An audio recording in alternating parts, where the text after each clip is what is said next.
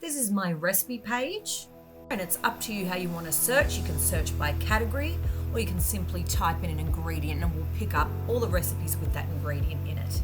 Another feature of my program, something I built in, was the customizable recipe. So let's take the asparagus pesto, for example, which comes up at 3 grams of carbs per serve. However, it's completely customizable. If you're using pine nuts instead of macadamia nuts, you can swap out the ingredients. If you don't want garlic in this recipe, you can click the cross and it will remove it, and you'll be able to see the change in carb count per serve. You can also add ingredients. So if you wanted to make this a red pesto, you could add some tomato. As you can see in the drop-down menu, there are a range of different tomato products and brands here, but we're going to go with the Roma tomato today. I'm going to select that and update it. And you can see it's gone up to 3.2 grams of carbs per serve. If you're having chicken with this or fish, you can add it in here. So let's have this with a pasta. We'll choose the black bean pasta, and remember your input is for the whole recipe, which is 2 serves. So for both of you, you'll add 150 grams of the pasta, and you've got your whole meal calculated, and it comes to 5.7 grams of carbs per serve. Then you can save it to your favorites and drag and drop it into your meal planner.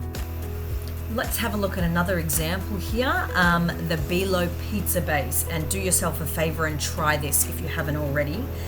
Because this recipe is customizable, you can add all your toppings and see what your final carb count is for the entire pizza, because the recipe here is for the one batch. You can start by adding some tomato paste, you can add some mozzarella, and as you can see, all the different brands there. And again, if your brand isn't there, just let me know and I can add it in for you.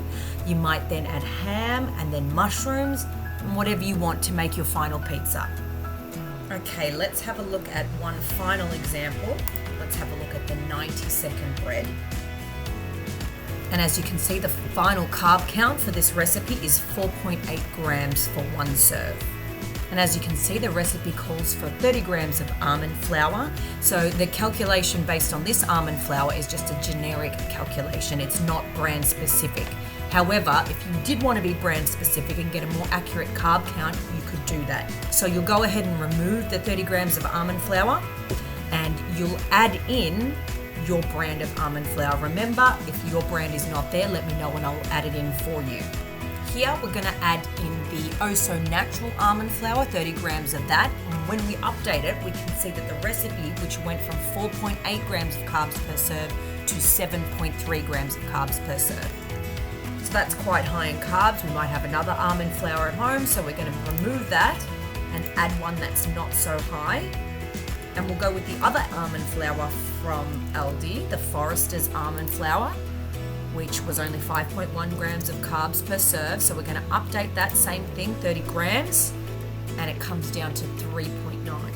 So this is why it's important to check the nutrition label on your brands, because one brand gave us 7.3 grams per serve and another gave us 3.9.